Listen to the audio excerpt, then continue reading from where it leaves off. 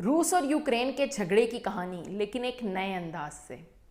रूस और यूक्रेन की पहले मंगनी हुई थी, जो कि 1991 में टूट गई, इस बात पर कि लड़का ज़्यादा कमाता नहीं है।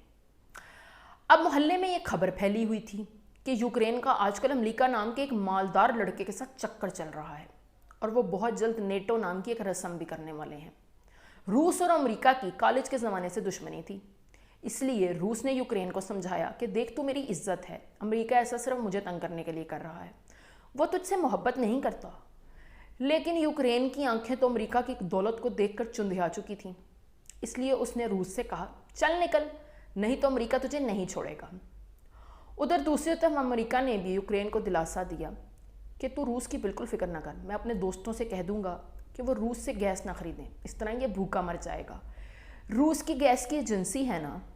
लेकिन अमेरिका ये भूल गया कि रूस का एक मामा भी है जिसका नाम चीन है और वह वलायत जाकर खासा अमीर हो चुका है। इसलिए उसके मामे ने उससे कह दिया था, पुत्र पैसे दी परवाह ना कर, बस तू नीवा ना होई। यूक्रेन क्योंकि रूस के चचा की बेटी भी है, इसलिए उसे दादा की तरफ से क्राइमिया कॉलोनी में एक प्लाट भी मिला हुआ था।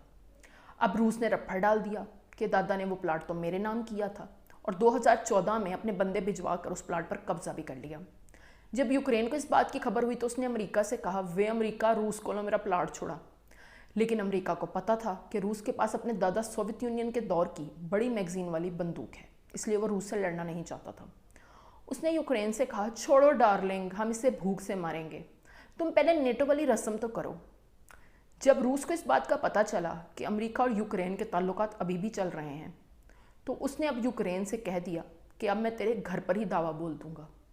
यह सुनकर यूक्रेन ने फिर से अमेरिका के सामने रोना धोना शुरू कर दिया और अमेरिका के वही दिलासे जारी थे। अब तो सुनने में आया है कि रूस ने यह भी कह दिया है कि हुन तो मैं तेनों चुक के ही ले जाऊंगा। दूसरी तरफ मोहल्ले में ये खबरें भी फैल रही हैं कि शायद रूस का मामा चीन अपनी पुरानी मांग ताइवान भी उठा कर ले जाए।